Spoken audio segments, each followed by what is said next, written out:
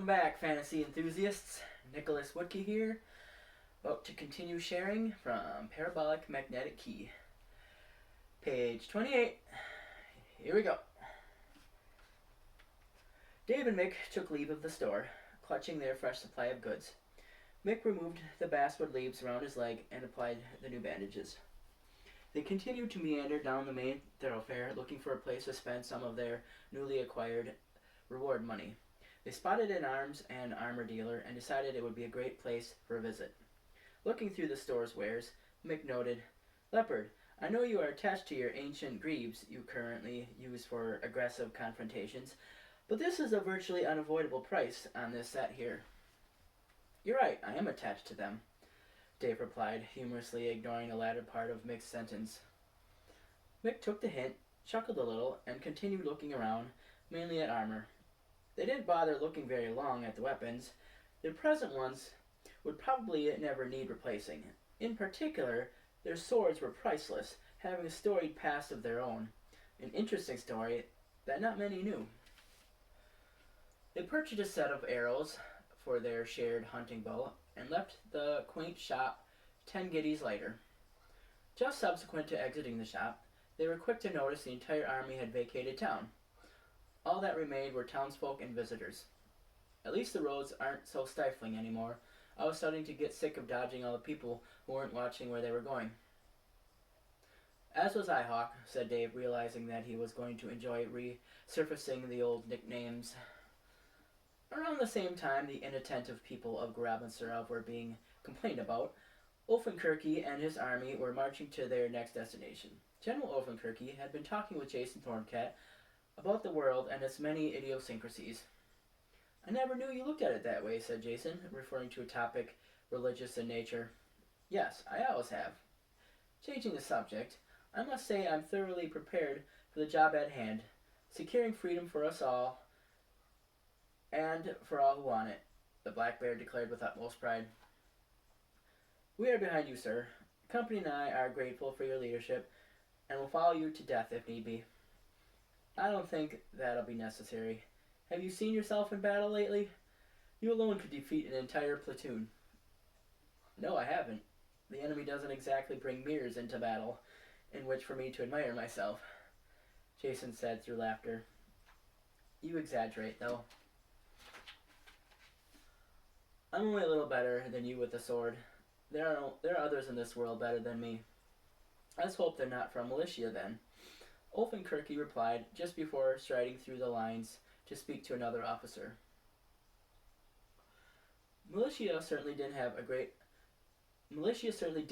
warriors of its own. Their goal may not have been extending freedom in the normal sense, but they felt their resolve was noble, and they fought for it just as fiercely. While the Black Bear was marching his army, many miles parted, the militia general Anowski was marching his. Anowski's army was a greater in number and ready for any battle they might face while in Grabenserov. Militia had other armies led by other generals, located currently in different parts of Grabenserov, as did Grabenserov.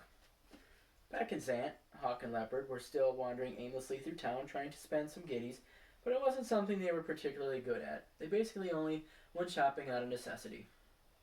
After circling the entirety of town at least 6 times, seeing every market and storefront multiple times, they decided to halt the procuring of goods and call it a night. "Hey, Leopard, why don't we stay in the inn tonight, so we don't have to carry the extra weight of the 15 guineas it would cost to do so?" Knowing how light guineas really were, Dave chuckled. "That's just as good of a reason as any, I declare. We passed up the only inn a few moments ago. It's back that way." Dave pointed with his forefinger. Having entered the inn known as the Zant Hotel, one of the buildings that towered over Zant's wall, Thriker and Greer requested a room with 2 beds. The room was paid for and shown to the purchasers. The room's 2 beds were made from gray spruce, which was a common tree species in Grabenserov, but not a common one from which to make a bed. The spruce was a pleasant surprise. Propped beside each bed were end tables, accentuated by oil lamps. The floor was decorated with a flamboyant rug, its colors being as unexpected as the bed's wood.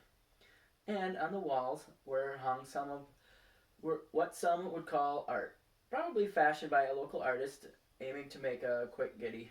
By no means did the colors of the art coincide with those of the rug. The size of the room was adequate, and smelled like a fireplace. That part was typical. I can now feel my pockets being lighter. It was worth it, said Mick, just before testing the bed for comfort. I'm hungry. Do you want to eat some of our supplies, or should we go downstairs to see if they have any food there? I think we'll go downstairs and try some of the inn's gourmet cuisine. Hungrily, they went down to locate food and found they only had potatoes and squirrel meat available. So much for our grandiose expectations of gourmet, said Dave, laughing. I'm for not wasting giddies on this, not even for a lighter load. Let's go back uptown to see what we can find. Okay, let's go. Looking for a place that might prepare food per request, Mick and Dave began traversing back uptown. Along the way, they talked about the indigenous vegetation and the time they went into a restaurant and saw a waitress working while being blind. Quite the feat. Having located a dining establishment, the pair went in and ordered. In no time, they were enjoying what had been prepared for them. Now this is more like it. I haven't eaten any of these tiny morsels of sea goodness in a very long time, Dave commented, shoveling shrimp into his mouth. I think the last time I ate seafood was at my cousin's wedding about a decade ago. I missed that one. I don't remember going to any weddings with seafood. By the time they got done eating and started the walk back to their room, daylight had disappeared, along with their hunger pains. A new pain arose, abdominal bloating. Silence befell them. When they got back up to the room at the inn, their stomachs were once again well. Mick and Dave felt they needed to talk about a little bit of everything before falling asleep. Everything except for the indigenous vegetation and the impressive blind waitress again. Having fallen asleep at 11, the duo woke rejuvenated. They grabbed their gear and supplies and left behind the comfort of the gray spruce beds and the eyesore of the clashing colors. Walking with a purpose and set destination, Mick and Dave headed towards Xant's Egress. I wish some of the beasts lurking in the deep parts of forest could be tamed enough to ride from place to place, blurted Mick, rubbing out a pain in his calf muscle. Yes, too bad there isn't a species of animal docile enough for that.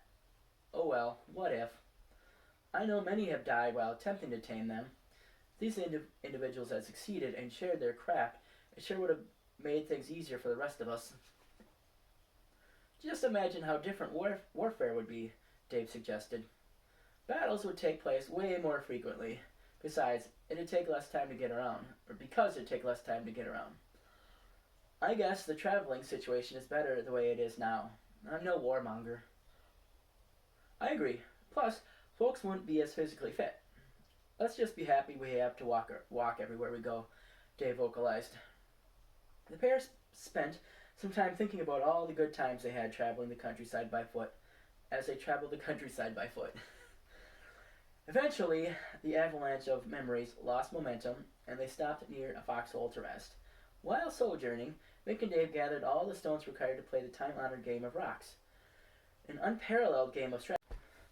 Sorry that my video stopped there. I guess my data was all used up. I deleted files, but I forgot to delete them from my trash, so it just shut off.